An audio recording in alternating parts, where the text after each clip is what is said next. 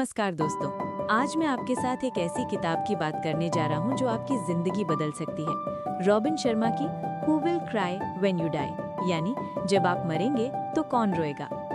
ये सवाल सुनते ही थोड़ा अजीब लगता है ना? लेकिन यही सवाल हमें सोचने पर मजबूर करता है कि हम अपनी जिंदगी कैसे जी रहे हैं। क्या हम सिर्फ सांसें ले रहे हैं या सच में जी रहे हैं? तो चलिए आज की इस वीडियो में हम समझते हैं कि कैसे एक सार्थक जीवन जिया जाए। मैं आपको एक कहानी बताता हूँ। राजेश 35 साल का एक सफल बिजनेसमैन था। अच्छी कार, बड़ा घर, बैंक में पैसे, सब कुछ था।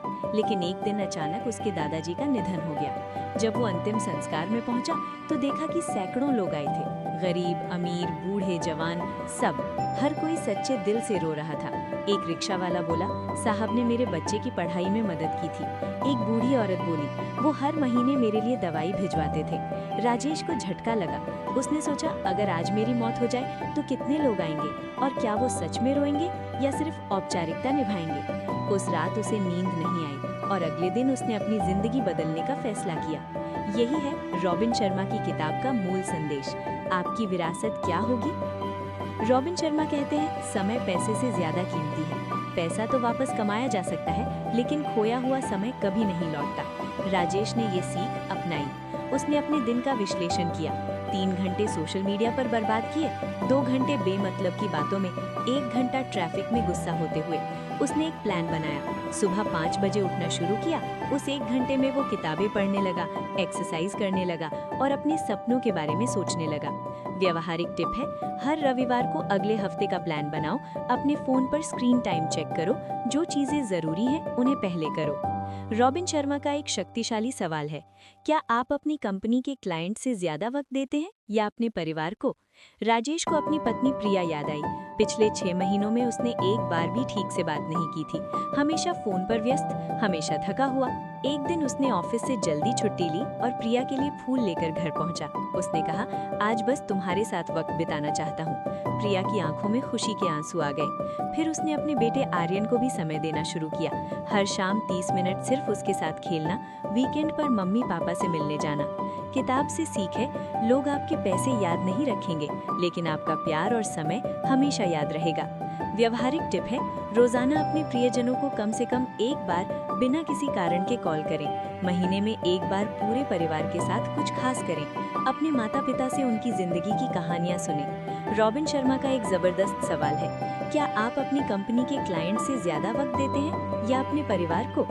रॉबिन शर्मा कहते हैं, आपको दुनिया बदलने के लिए करोड़पति बनने की जरूरत नहीं है। छोटे छोटे काम भी किसी की जिंदगी बदल सकते हैं। राजेश ने ये सीख अपने जीवन में उतारी। रोज अपने ऑफिस के चपरासी काका से सम्मान से बात करने लगा। ट्रैफिक में गुस्सा होने की बजाय दूसरे ड्राइवर्स को रास्ता देने लगा। हफ्ते में एक बार किसी गरीब बच्चे की किताबें खरीद देता। एक दिन उसने देखा कि एक बुजुर्ग सड़क पार करने में डर रहे हैं। उसने गाड़ी रोकी और उन्हें सड़क पार करवाई।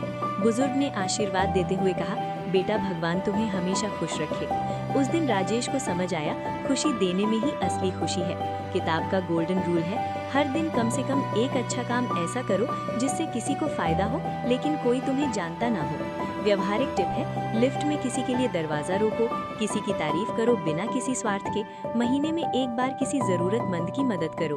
रॉबिन शर्मा का मानना है, ज्यादातर लोग अपने डर की वजह से अपने सपने नहीं जी पाते। राजेश का एक सपना था, एक एनजीओ खोलना जो गरीब बच्चों को मुफ्त शिक्षा दे, लेकिन डर था, क्या मैं कर पाऊंगा?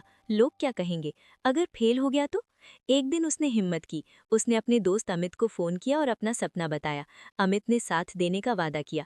धीरे धीरे छोटे कदम उठाते हुए उन्होंने एक छोटा सा सेंटर खोला। पहले सिर्फ 5 बच्चे आए, फिर 10, फिर 20। 2 साल बाद आज 200 बच्चे उस सेंटर में मुफ्त पढ़ाई कर रहे हैं। किताब की महत्वपूर्ण बात है, आपके सबसे बड़े रिग्रेट वो चीजें नहीं होंगी जो आपने की, बल्कि वो होंगी जो आपने डर की वजह से नहीं की।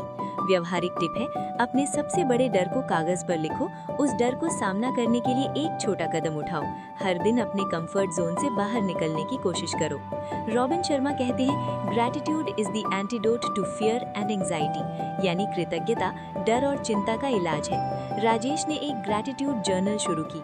हर रात सोने से पहले वो 3 चीजें लिखता जिनके लिए वो आभारी है। आज मेरे पास खाने को खाना था, मेरा परिवार स्वस्थ है, आज मैंने किसी की मदद की। शुरू में ये अजीब लगा, लेकिन 30 दिनों के बाद उसके अंदर एक बदलाव आया। वो कम शिकायत करने लगा, छोटी छोटी चीजों में खुशी ढूंढने लगा।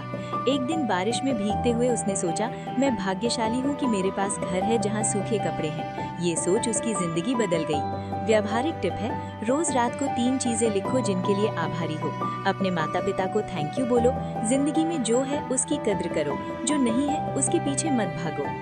रॉबिन शर्मा का प्रसिद्ध कथन है, take care of your body, it's the only place you have to live.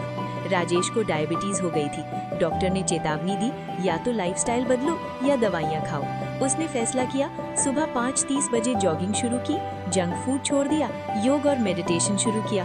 हर रात 7 घंटे की नींद लेने लगा। 6 महीने बाद डॉक्टर हैरान था, शुगर लेवल नॉर्मल, वजन कम, एनर्जी दोगुनी। राजेश ने महसूस किया, जब शरीर स्वस्थ है तो दिमाग भी तेज चलता है और दिल भी खुश रहता है।